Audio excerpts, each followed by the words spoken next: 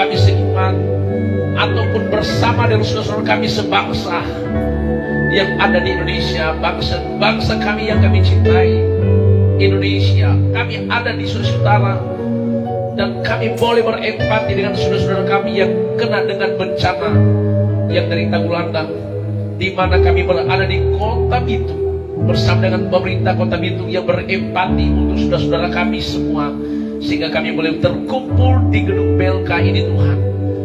Tuhan mengutus kami untuk boleh lagi sama-sama berkunjung di tempat ini untuk kami boleh membagi berkat agar kami semua saudara-saudara kami yang kena dengan bencana bisa dikuatkan, rohani mereka bisa dikuatkan lagi, jiwa mereka bisa diberikan ketenangan. Kami tahu hanya Engkau Tuhan kami, sumber ketenangan, sumber damai, sumber sukacita, sumber jawaban bagi kami. Keadaan boleh mengalami kegoncangan, tapi kami tahu di dalam Yesus kami tenang, di dalam Yesus kami aman.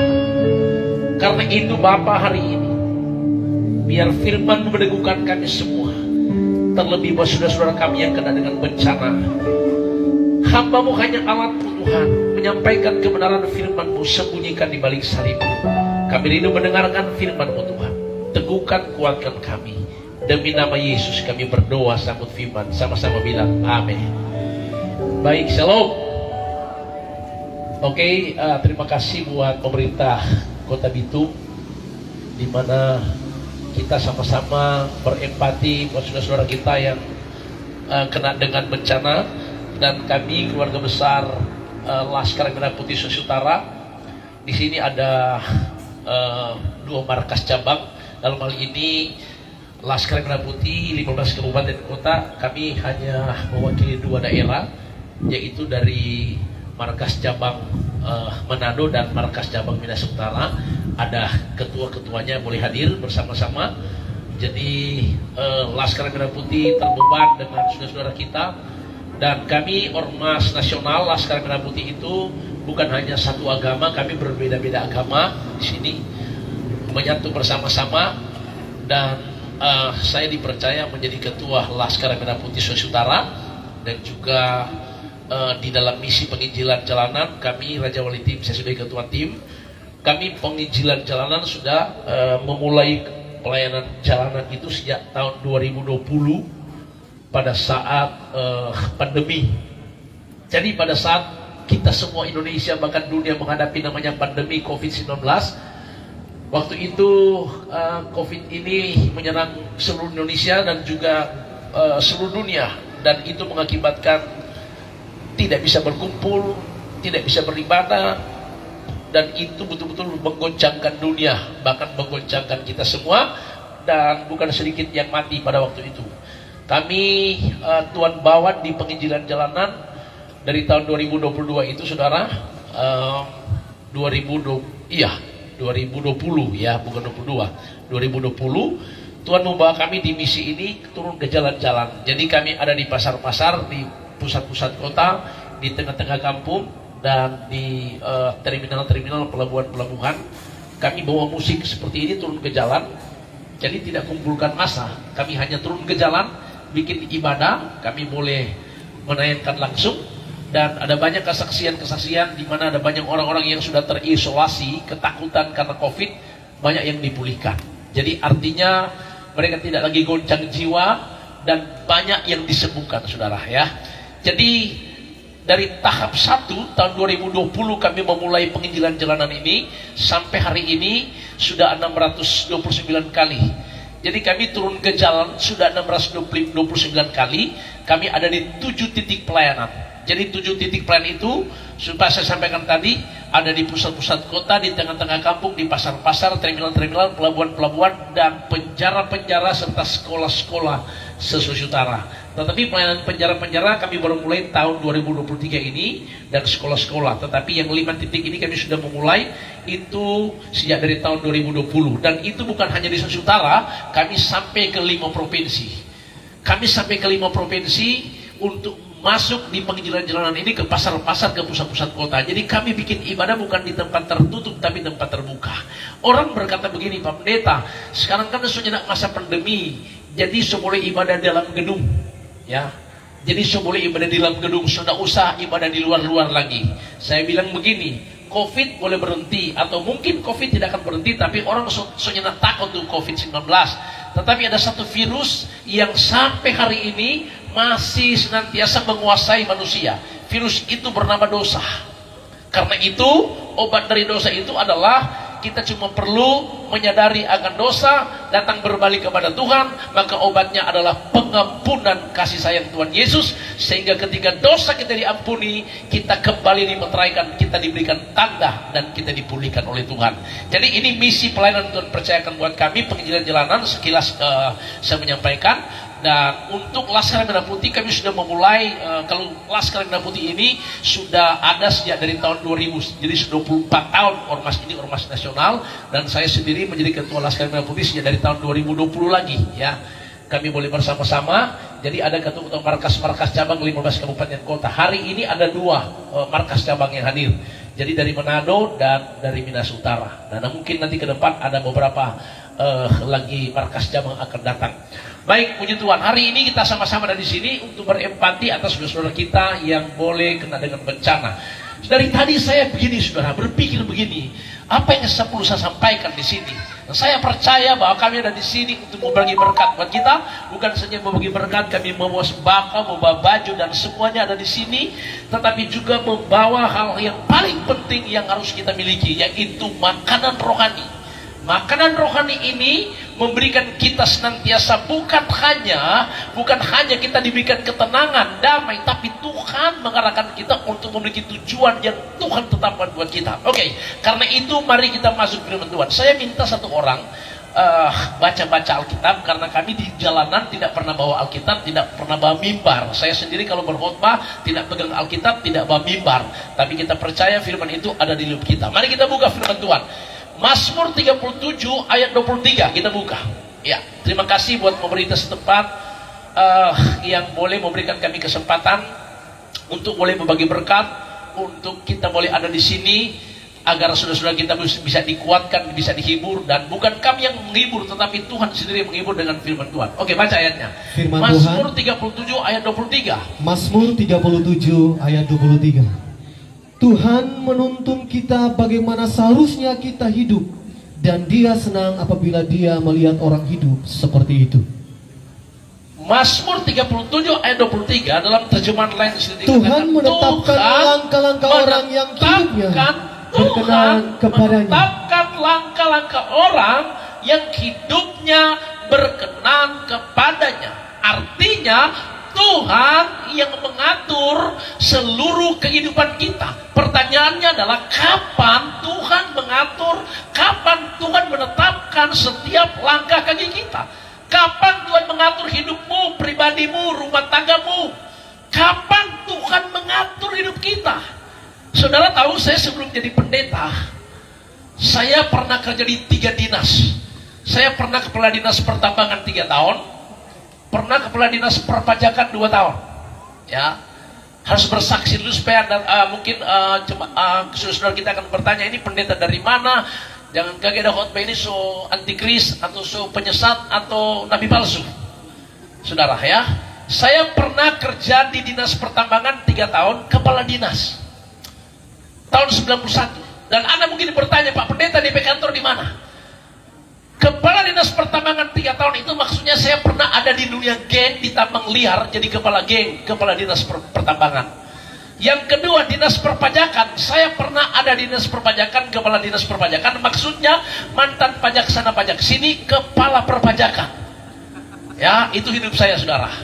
Saya tinggal di Karobasan di Manado tahun 97. Jadi saya punya kantor di sana, mulai dari Hotel Grand Puri, semua toko-toko dan rumah makan yang ada di seputaran Karobasan situ, itu adalah kantor saya kepala dinas.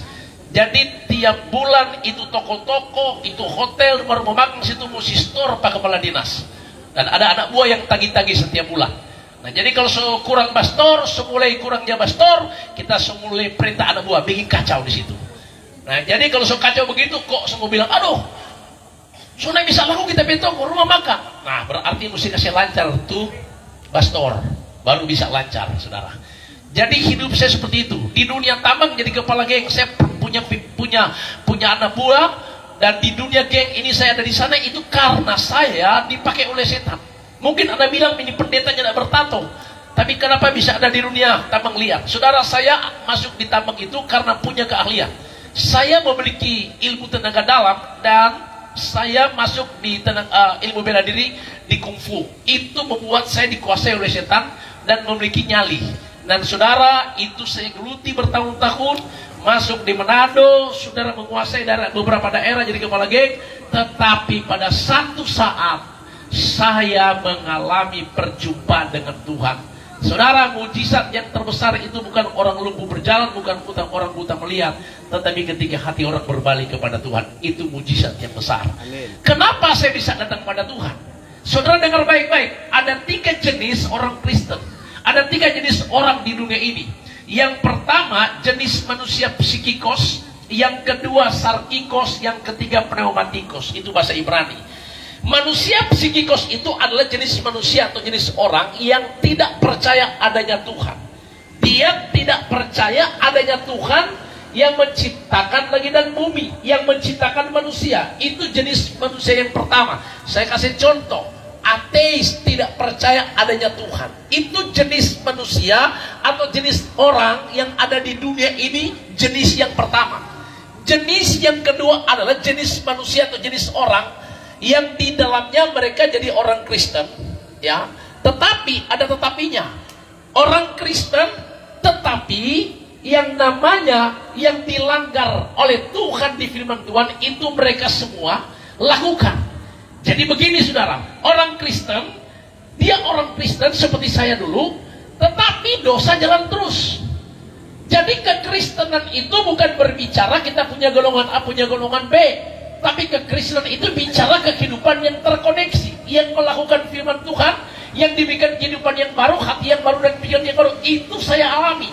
27 tahun saya orang Kristen, tetapi hidup saya selalu berbuat dosa. Hidup ini tidak mengerti akan kebenaran, senantiasa setiap hari melakukan dosa. Kenapa? Karena saya hidup belum terkoneksi dengan surga.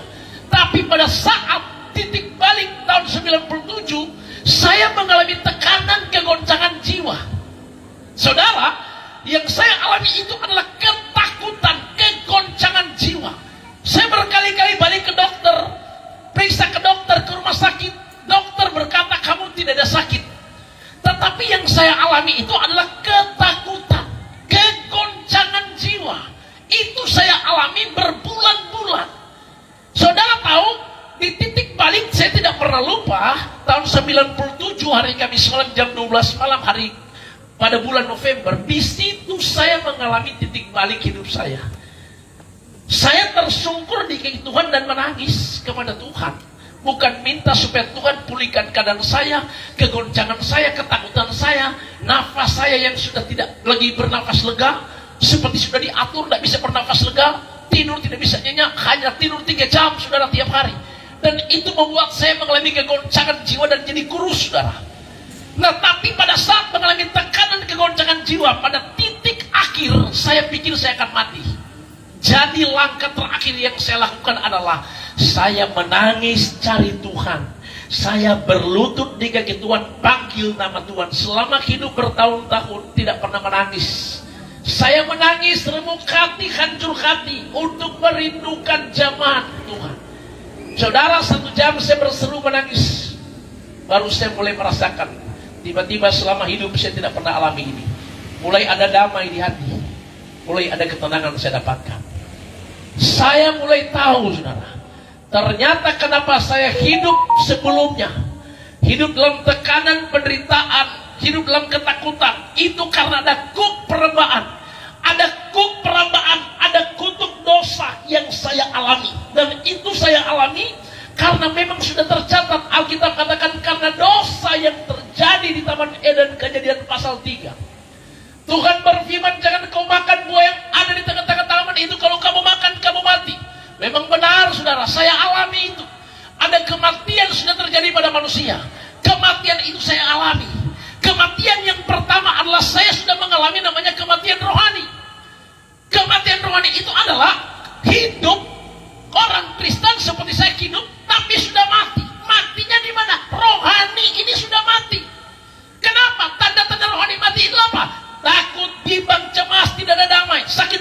hidup dibelenggu kutuk dosa, itu saya alami. Ternyata itu adalah kematian rohani yang saya alami.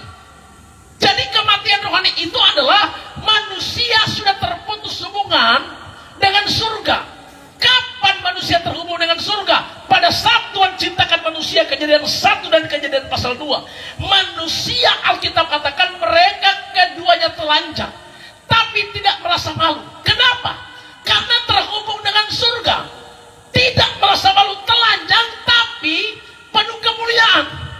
Tapi Kejadian pasal 3, manusia telanjang sudah merasa malu. Kenapa? Sudah ada kesadaran bahwa manusia ini sudah ada dosa yang masuk.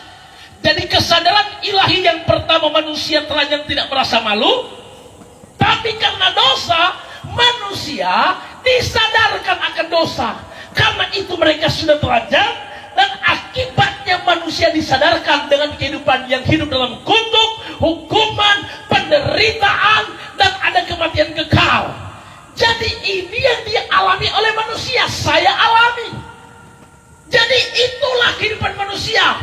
Makanya kenapa kita harus merayakan? Kenapa kok kekristenan merayakan yang namanya kelahiran Yesus, kematiannya, kebangkitannya, naik ke surga?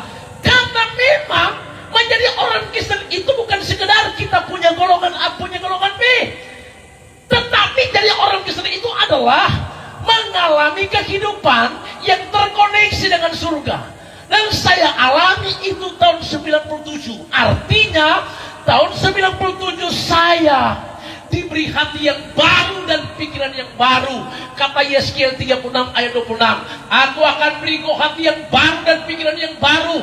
Rohku akan kuberikan diam dalam batinmu. Aku akan memberikan rohku atasmu dan menjadikan engkau hidup menurut keinginanku, kata Tuhan. Dari kehidupan yang baru itu saya alami.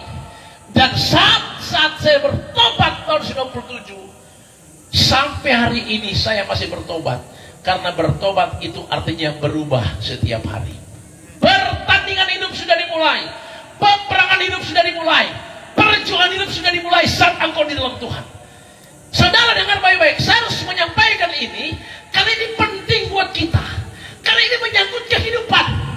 Menyangkut kebenaran yang perlu kita tahu. Karena saya alami, saudara.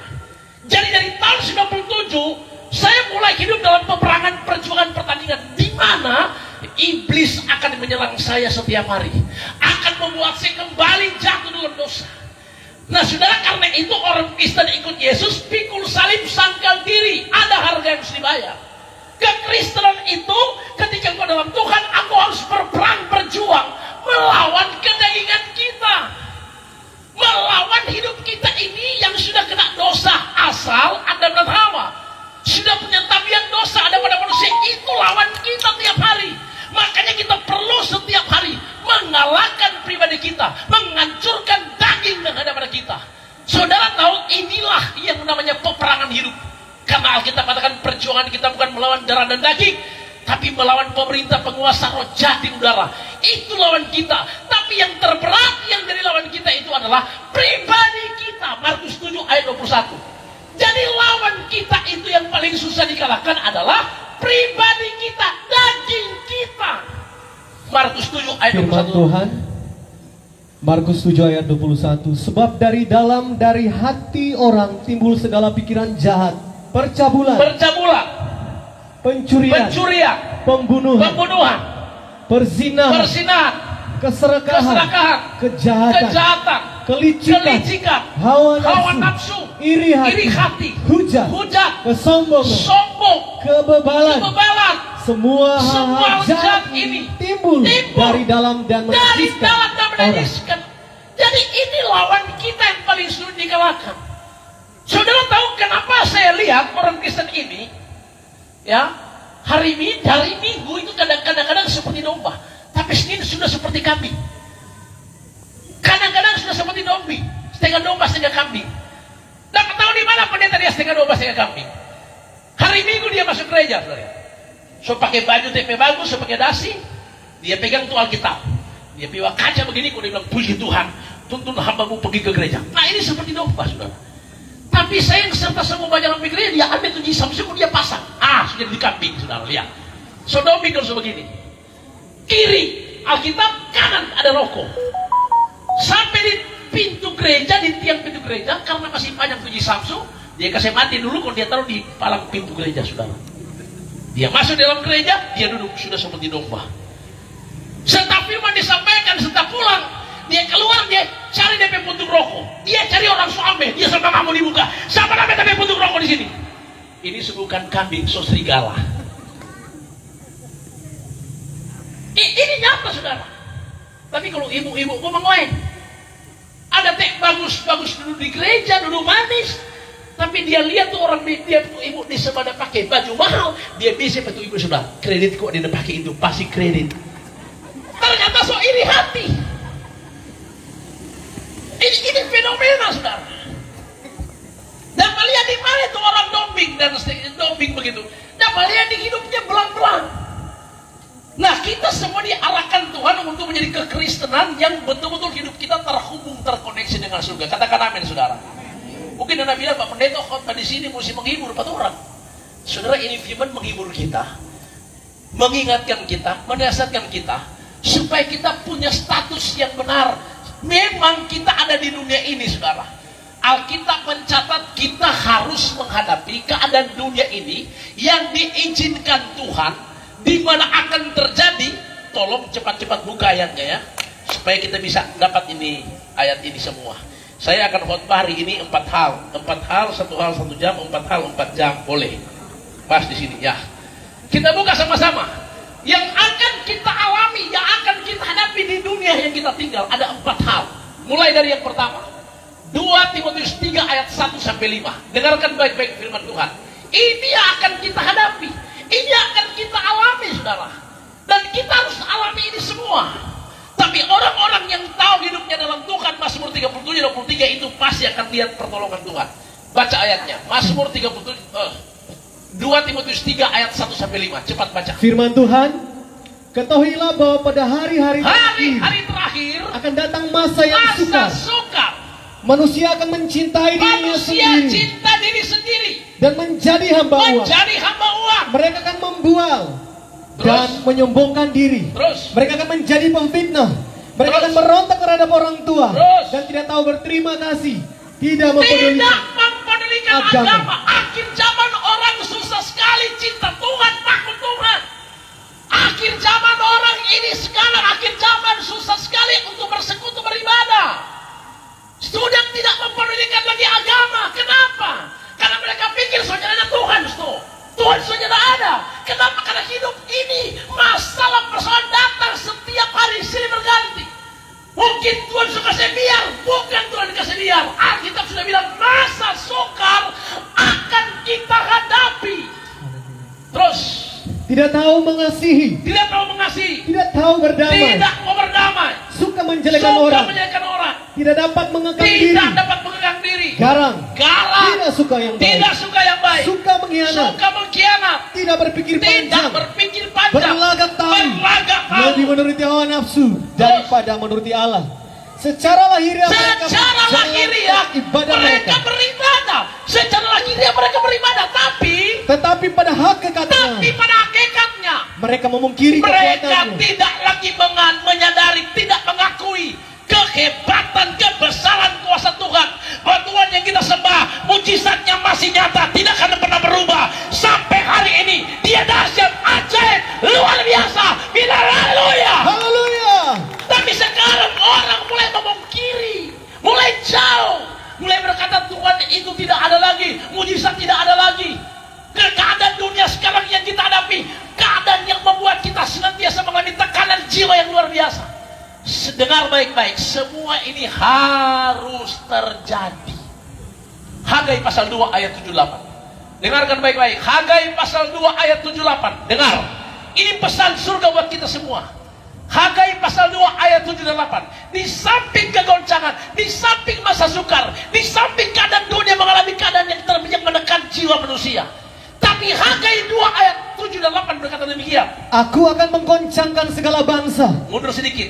Itu ayat 8. Sebab beginilah firman Tuhan semesta alam. Sedikit waktu lagi. Maka aku akan menggoncangkan langit dan bumi, menggoncangkan laut langit dan darat. laut dan darat. Aku akan Tuhan menggoncangkan akan segala bangsa, goncangkan segala bangsa. sehingga barang yang indah-indah kepunyaan segala bangsa datang mengalir.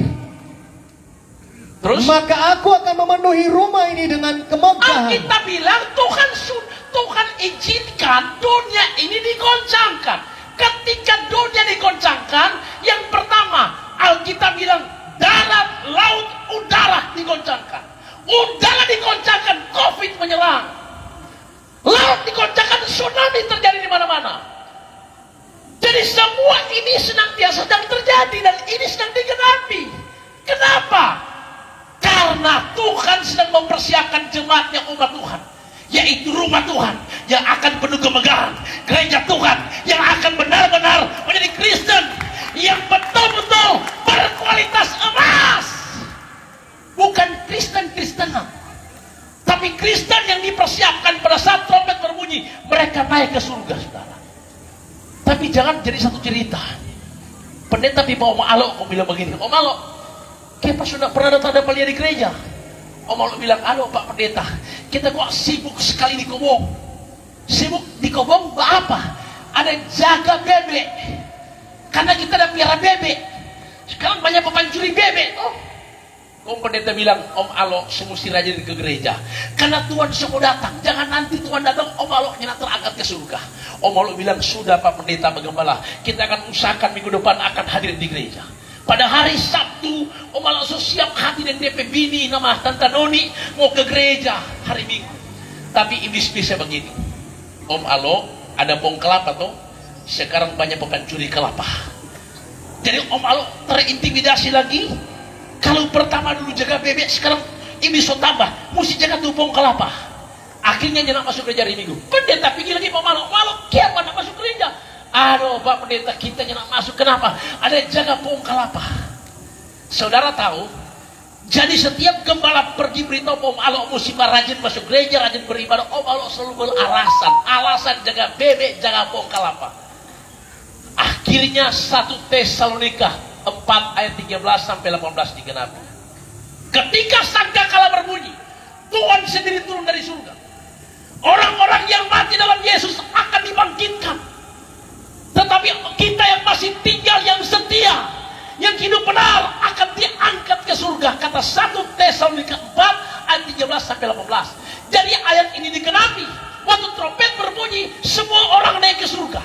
Dia naik ke surga, dia naik ke surga. Itu Om Alo, dia coba bawa ke surga, tasnya di pohon kelapa, turun pulang ke bawah. Akhirnya Om Alo mengeluh pada Tuhan. Tuhan, kenapa kita pembiri manusia teratur? Kenapa kita pembiri itu ada yang kita tidak terangkat ke surga? Kenapa Tuhan? Apa alasannya? Tiba-tiba ada suara dari surga bilang begini, Om Alo, Tante Noni, kenapa kau tidak terangkat ke surga? Iya, kenapa? Alasannya kenapa? Tuhan bilang karena Om Alo harus jaga bebek. Mesti jaga bebek. Saudara, kadang-kadang Tuhan mungkin bukan jaga bebek, tapi jaga istri, jaga suami. Saudara, hari-hari ini kita diingatkan, dunia yang kita hadapi akan digoncangkan oleh Tuhan. Saudara, itu yang kedua. Yang ketiga, Daniel 12 ayat 10. Dengar, Daniel 12 ayat ke-10. Semua ini akan kita alami. Daniel 12 ayat 10. Jadi yang pertama, kita akan menghadapi masa suka. Yang kedua, gereja Tuhan, dunia ini akan Tuhan goncangkan. Tuhan goncangkan. Yang ketiga, Daniel 12 ayat 10. Firman Tuhan, banyak orang akan disucikan dan dimurnikan dan diuji. Tetapi orang-orang fasik akan berlaku fasik. Tidak seorang pun dari orang fasik itu akan memahaminya. Terus, tetapi orang-orang bijaksana akan memahaminya. Perhatikan baik-baik, Alkitab bilang apa? Banyak orang akan disucikan, dimurnikan, dan diuji. Saudara dengar baik-baik. Semua umat manusia di dunia ini akan diperhadapkan dengan proses penyucian. Gereja akan disucikan, dimurnikan, dan diuji. Pada waktu proses penyucian, Tuhan akan turunkan api. Api ini akan membakar semua yang namanya apa yang kita bangun hari-hari ini. Apakah engkau membangun rohanimu dengan dasar jerami, dengan dasar kayu, dengan dasar batu, dengan dasar perak, atau dengan dasar emas? Saudara, ketika Tuhan turunkan api penyucian, masa sukar, kegoncangan dunia, Tuhan izinkan penyakit sampar di mana-mana, semua ini akan dibakar. Ketika dibakar, dengar, ketika dibakar, cuma manusia, cuma orang yang bangun rohaninya di atas dasar emas, semakin dibakar semakin muncul keaslian. Tapi yang namanya jerami, kayu, batu, perak, itu semua akan hangus, akan terbakar. Pertanyaannya, rohanimu kau bangun dengan dasar apa? Apakah dengan dasar jerami, tas ini bisa kita peda besar? Atau perak, mudah meraju? Atau kayu? Cuma tak bakar sedikit, cuma tak kena api sedikit tak bakar. Dengar baik-baik, Anda pernah dengar cerita tentang Yesus berdoa di Taman Getsemani? Waktu Yesus berdoa, dia berdoa begini, Tuhan, dia katakan begini, jika kau mau cawan ini, talukan daripadaku. Yesus berdoa, Tuhan, di cawan itu bicara penderitaan yang Yesus alami, saudara. Dia bilang, kalau boleh lalukan dari hidupku. Tapi dia bilang, bukan kehendakku yang jadi, tapi kehendakku yang jadi. Saudara dengar, pengikut Yesus ada dua model.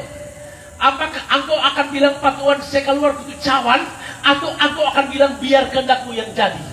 Kalau orang bilang kehendakmu yang jadi, maka dia menjadi orang Kristen yang berkualitas emas. Hadapi persoalan, hadapi masalah, hadapi badai, jangan goyah, jangan kejut hati, jangan down hati, karena bersama Yesus kita lakukan perkara-perkara yang besar dan gagah perkasa. Asalkan kau katakan kehendakmu yang jadi, Tuhan. Orang yang bilang biarlah cawan ini dilalukan, berarti dia lari dari masalah, lari dari persoalan. Makanya jangan heran rumah tangga sekarang ketika Tuhan izinkan proses, banyak yang lari. Istri lari, suami lari. Kenapa? Karena Alkitab bilang begini, janganlah engkau menyimpan amarahmu sampai matahari terbenam. Kalau rohanimu kau bangun dengan dasar emas, engkau akan cepat menyelesaikan masalah. Suami istri kalau baku marah, kalau saya lihat tuh matahari semua terbenam, cepat baku baik. Kenapa saya bilang cepat baku baik? Jangan sampai kuntilanak iblis masuk, saudara. Karena kalau Anda sudah matahari terbenam, Anda tidak berdamai. Coba di sini angkat tangan yang kawin muda, yang baku marah, kau malah baku poloh. Cuma orang gila itu, saudara. Cuma orang gila yang baku marah, kau baku poloh, kau baku cilok. Itu stres dia nama. Sudah pasti kalau suami matahari terbenam belum baku baik, itu suami istri tidur baku balik belakang, cuma kaki itu begini, sana kana, sana. Tolong, saudara. Kenapa bisa begitu? Karena begini, rupanya begini. Waktu tidur malam tuh suami istri lupa berdoa. Karena lupa berdoa, iblis kasih mimpi jahat. Karena itu dia bangun pagi langsung status di Facebook, mimpi jahat. Nah saudara, kalau begini, itu jelas masuk. Itu istri, kalau dia berkualitas emas, dia beriman, dia akan bilang ke suami, Tuhan berkati suamiku, roh takut akan Tuhan akan menyertai suamiku dalam pekerjaannya. Maka suami akan pergi kerja dengan roh takut akan Tuhan menyertai. Tapi kalau tidurnya tidak berdoa, bangun pagi tidak berdoa, istri cuma bilang begini pada suami, hei gila, bangun besok pagi. Saudara, itu suami istri so bilang gila, roh gila so masuk. Roh gila so masuk. Suami pulang kerja terlambat karena macet barangkali. Itu istri banyak nonton film di rumah. Dia masuk tuh suami kok dia berteriak, hei gila, kenapa ada baru pulang? Suami bilang, darah Yesus ada anjing gila di rumah. Saudara, sekarang banyak istri-istri bukan penolong, tapi penodong dan penggonggong. Tapi tidak ada sini, saudara. Di sini tidak ada yang mengaku. Ya, jadilah istri penolong, bukan penggonggong dan penodong. Odo, ibu-ibu bilang begini, odo masa pendeta cuma tolong semua tuh, tolong bapak-bapak dang, tenang kalau bapak-bapak. Di luar sana banyak ada Portugal, Persatuan Orang Tua Gatal. Ini bahaya sudah. Hati-hati kalau ada pertemuan perkumpulan pertunggal, bahaya. Istri-istri cepat memuju pas suami, doakan dia, tunjukkan sifat kita jadi penolong. Kalau nyandak nanti baku dapat di perkumpulan pertunggal, saudara. Nah tuh begitu biasanya kalau suami sok kesal dengan DPP itu abang di rumah, dia pergi di mall di Mantos 3. Pas dia pergi di mall di Mantos 3, kalau lewat itu kuntilanak. Pakai baju satu tali, sopun satu tali. Pakai rok sampai sini, tambah sampai sini. Kalau dia tutup DP mata, kalau dia bilang, oh bukan main, cintaan Tuhan, luar biasa. Saudara, pas dia pilih begini, kalau dia piba putar begini, kalau dia piba dekat patu om, kalau dia bilang, kiapa om? Ada masalah? Singa ompong, ada masalah om? Ada masalah apa di rumah? Ada nomor WA om? Saudara ketika itu om dengar tuh suara tuh om bilang, puji Tuhan, nyenak sama dengan anjing kita di rumah. Dan tahu singa ompong sedang bergaun-gaun. Saudara, tidur malam pertamanya nak baku baik, so 1 minggu nyenak berdamai suami istri, so nyenak tidur sama-sama, suami so tidur di sofa, 2 minggu so tidur pada mama sungguh, 1 bulan kemudian so tidur dengan kuntil anak tadi.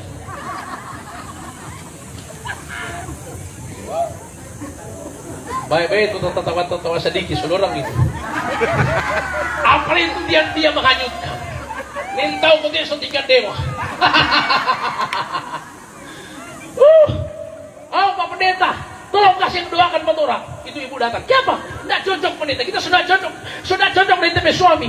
So berapa anak? 5. Anda bayangkan tidak cocok so 5 anak. Berarti kalau cocok 50 anak saudara ya. Ini akhir zaman saudara. Akhir zaman keadaan dunia akan seperti ini. Gereja akan disucikan, dimurnikan dan diuji. Jadi pastikan kualitas rohanimu harus berkualitas emas. Katakan amin. Oke, yang keempat, apa yang akan kita hadapi? 1 Yohanes pasal 5 ayat 19. Dunia ini sedang berada di bawah kuasa si jahat. Alkitab bilang kita menghadapi dunia ini yang sedang berada di bawah kuasa si jahat, di mana akan muncul nabi-nabi palsu, guru-guru palsu, penyesatan-penyesatan. Akan muncul banyak antikris. 1 Yohanes pasal 2 ayat 18. Ketahuilah di hari-hari terakhir, tolong siapkan bacanya. Ayatnya, tolong siapkan baru dibaca. Ketahuilah di hari-hari terakhir akan muncul, akan datang nabi-nabi palsu, guru-guru palsu, penyesatan-penyesatan, dan banyak antikris. 1 Yohanes 2 ayat 18. Oke? Baru nanti saya akan tutup dengan Mazmur 37 supaya kita semua bisa mengerti apa yang terjadi pada akhir zaman. 1 Samuel. Ya, oke. Baca ayatnya. Ayat 18. 1 Yohanes 2 ayat 18. Anak-anakku, waktu ini adalah waktu yang terakhir. Ini waktu yang terakhir. Dan seperti yang telah kamu dengar, seorang antikristus akan datang. Akan muncul banyak antikris. Sekarang telah bangkit banyak antikristus. Itulah tandanya bahwa waktu ini benar-benar adalah waktu yang terakhir. Ini waktu yang terakhir. Memang mereka berasal dari antara kita, tetapi mereka tidak sungguh-sungguh termasuk pada kita. Siapa itu antikris? Siapkan ayatnya. Yohanes 6 ayat 66. Jadi Alkitab katakan hari-hari ini kita sedang menghadapi hari-hari terakhir. Hari-hari terakhir itu akan terjadi, dunia digoncangkan, masa sukar di mana-mana, muncul nabi palsu, muncul guru palsu, muncul penyesatan, muncul banyak antikris. Siapa itu banyak antikris? Yohanes 6 ayat 66. Yohanes 6 ayat 66. Mulai dari waktu itu banyak murid-muridnya mengundurkan diri dan tidak lagi mengikuti dia. Banyak murid-murid berarti banyak orang Kristen itu akan mengundurkan diri. Artinya akan kecewa, akan menyangkal Yesus, akan mundur ikut Tuhan. Saudara, siapa mereka? Orang-orang Kristen yang akhirnya mereka kecut hati, mereka kecewa dengan Tuhan, dan akhirnya mundur, menjual iman mereka jadi antikris.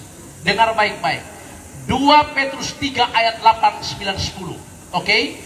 2 Petrus 3 ayat 8, 9, 10. Dengarkan baik-baik ayat ini, saudara. Firman Tuhan, akan tetapi saudara-saudaraku yang kekasih, yang satu ini tidak boleh kamu lupakan, yaitu bahwa di hadapan Satu hari sama seperti 1000 tahun. Sama seperti 1000 Dan tahun. 1000 tahun 1000 tahun sama seperti satu sama hari. seperti 1 hari. Tuhan tidak lalai Tuhan tidak lalai menepati janjinya.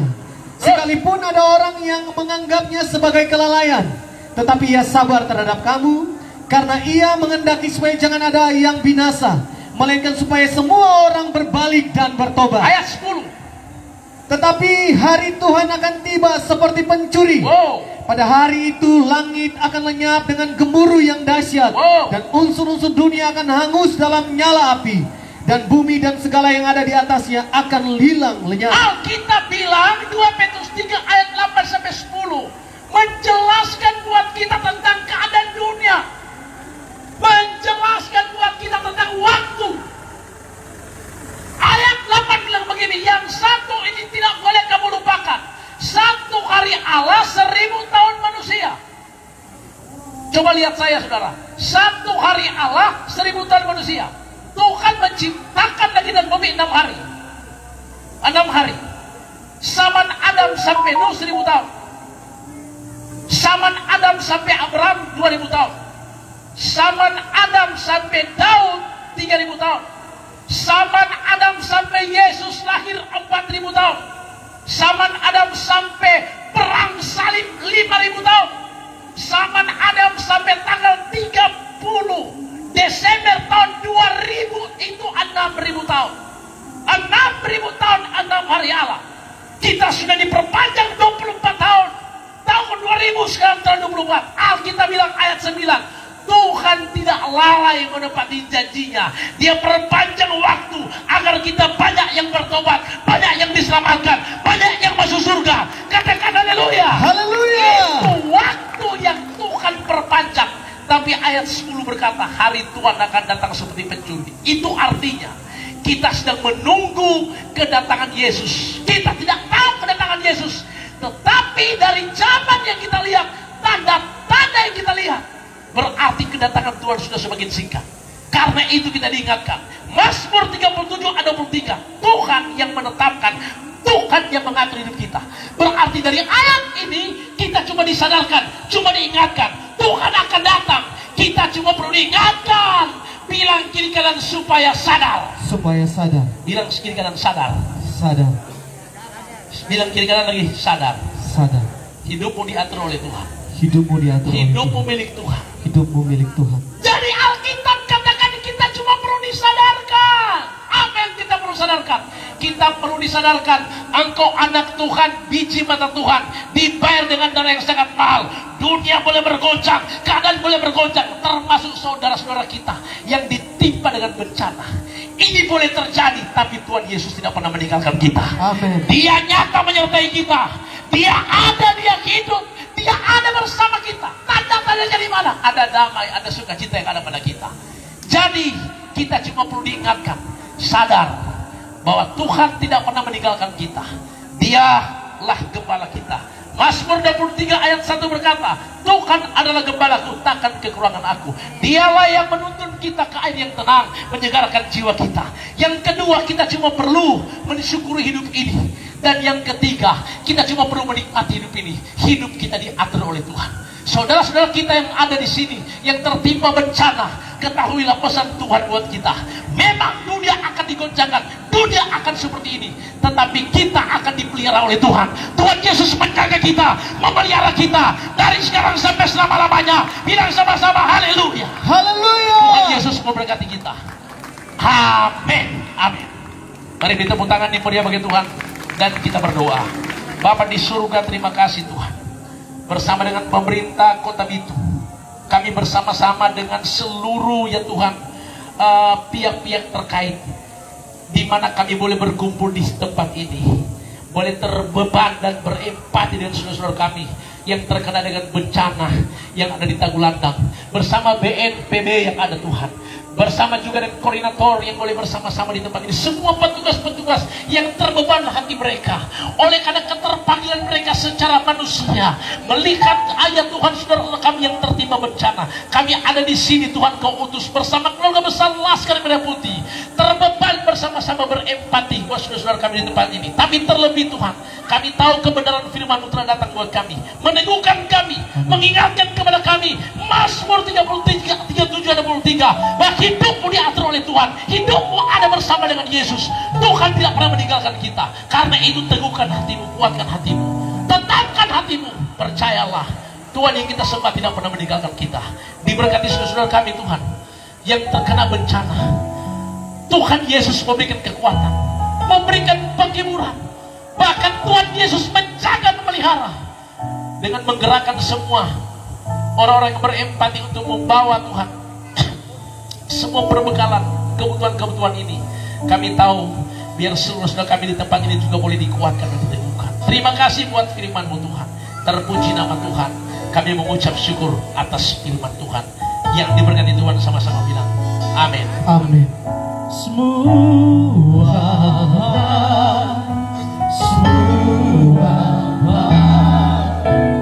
apa yang telah kau perbuat di dalam hidupku, katakan semua baik, semua baik, sungguh teramat baik, kau jadikan hidupku berharga. Sama-sama katakan semua baik, semua baik, semua baik. Bapak Ibu saudara sekalian, mari sama-sama kita bangkit berdiri. Kita bersyukur kepada Tuhan buat firman Tuhan yang kita sudah dengarkan malam hari.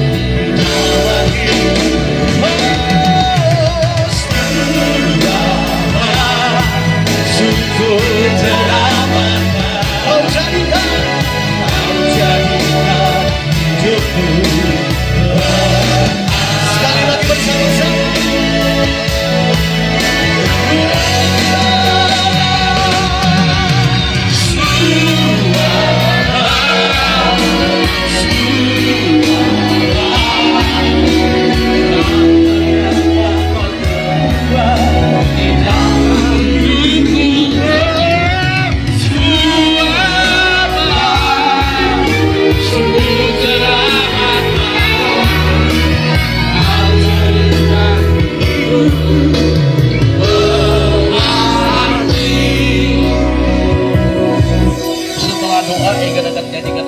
Tetapi taruh tanganmu dua-dua di dada dan dengarkan nasihat firman Tuhan. Umat Tuhan yang diberkati Tuhan, karena itu percayalah kepada Tuhan dengan segenap hatimu dan jangan bersandar pada pengertianmu sendiri. Akuilah Dia dalam segala lakumu, maka Ia akan meluruskan jalanmu. Dan janganlah kamu khawatir tentang apapun juga dalam hidupmu, tetapi serahkanlah, nyatakanlah kepada Tuhan Yesus Kristus semua keinginanmu dalam doa dan permohonan ucapan syukur.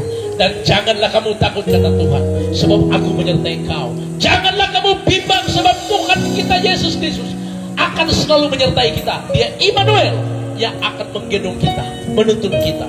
Jika engkau lemah dikuatkan, jika kau sakit disembuhkan. Para pengungsi yang boleh terkumpul di tempat ini PLKB itu, biarlah damai sukacita ada atasmu. Penyertaan Tuhan akan ada atasmu. Kuatkan, teguhkan hatimu. Tuhan Yesus menyertai kita semua dari sekarang sampai selama-lamanya. Kami melepaskan berkat buat wali kota Bitung ya Tuhan, jajaran yang ada, terlebih ya Tuhan khususnya untuk yang boleh mengawas di tempat ini, yang boleh terbeban, pihak-pihak terkait yang boleh bersama-sama di dalam mereka menjalankan misi kemanusiaan mereka untuk ada di kamp pengungsian ini. Diberkati oleh Tuhan. Koordinator yang ada Tuhan berkati. Berkati juga saudara kami Jerry Tuhan, yang boleh mengkoordinir, boleh bersama kerjasama dengan kami Raja Wali Tim dan Laskar Merah Putih untuk ada di tempat ini. Maka dengan demikian angkatlah kedua tanganmu dan terima berkat Tuhan. Maka dengan demikian kiranya berkat dari Allah Bapa, kecintaan daripada kasih sayang Tuhan Yesus Kristus, penyertaan kuat kuasa Roh Kudus itu selalu nyata menyertai kita, tidak pernah melepaskan kita dari sekarang sampai selamanya. Di mana Tuhan memberkati engkau dan melindungi engkau, Tuhan menyinari kau dengan wajahnya dan memberi kau kasih karunia, menghadapkan wajahnya kepadamu, memberi kau damai sejahtera berlimpah-limpah, mulai dari sekarang sampai Maranatha. Tuhan Yesus Kristus sebagai kepala gereja datang mengangkat gerejanya yang percaya melakukan firman-Nya. Maka semua yang menanti Tuhan, semua yang bersyukur mengangkat tangan, sambut